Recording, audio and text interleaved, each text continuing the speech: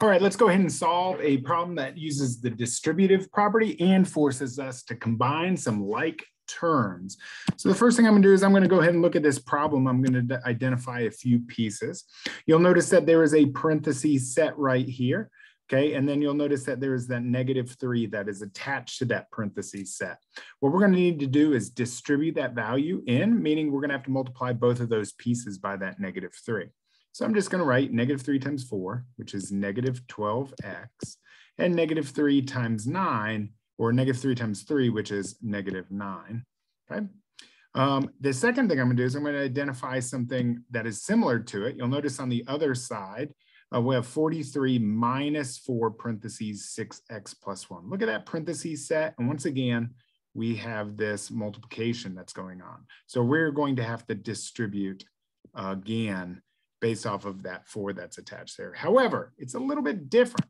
We start with the idea that this 43 is in position, okay? And then what we're going to have to do is distribute not the 4, but we're going to distribute the -4. That whole entire piece is going to move right into place there. So what I'm going to do is I'm going to do -4 times 6, which is -24x, and -4 times 1, which is -4. Now at this point, we can go ahead and start combining like terms. Okay, so you'll notice that in -12x minus 9, there's nothing to combine, but I do have this 43 and this -4 over here that I can combine. So what's 43 minus 4? That is going to be 39. So I could write 39 minus 24x. Now, as I start moving things around, I want to try my best to get as many positive numbers as possible. That's my preference. So I have a positive 39 over here. So I'm going to combine my like terms by moving this -9, which is a constant. I'm going to move that -9 over to the other side by using a positive 9. Okay.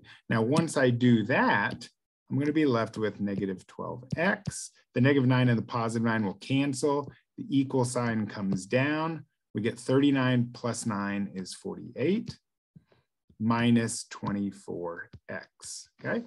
Now that I've moved that 9 over to create that 48, I'm going to go ahead and move that -24x over to the other side. So how are we going to do that? I'm going to take that -24x. I'm going to use the opposite of it to move it to the other side of the equal sign. So I'm going to use positive 24x. Okay.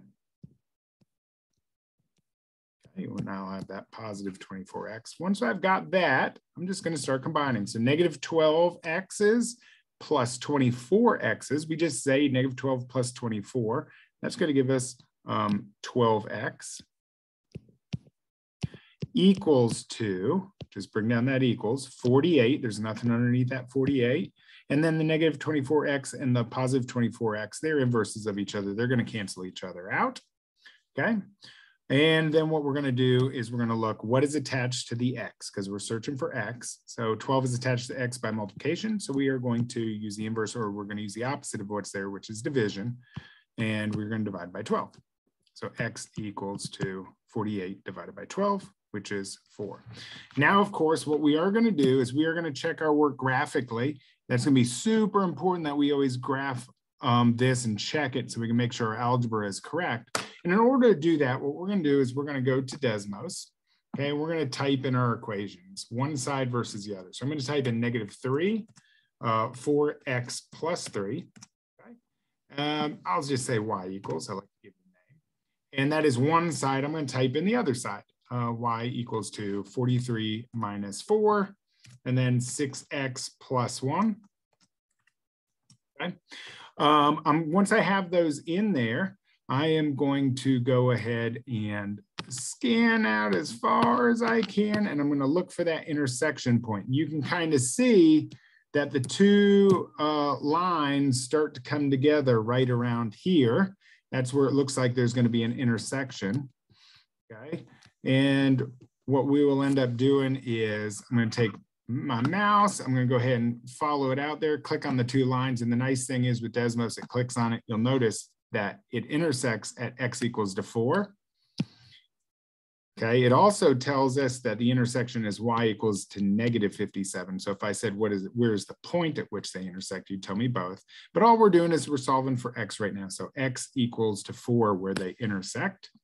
Okay, so I'm simply going to come back and check my work again, which is, again, we just verify it, x equals to 4. Now, one thing I do love for y'all to do in this class is screen snip it. So you go to screen snip, you're going to go ahead and screen snip that information and go back to your class.kick and post it on there. Control V, post it into place, and that'll show me that you've not only accomplished this algebraically, you have also accomplished it graphically.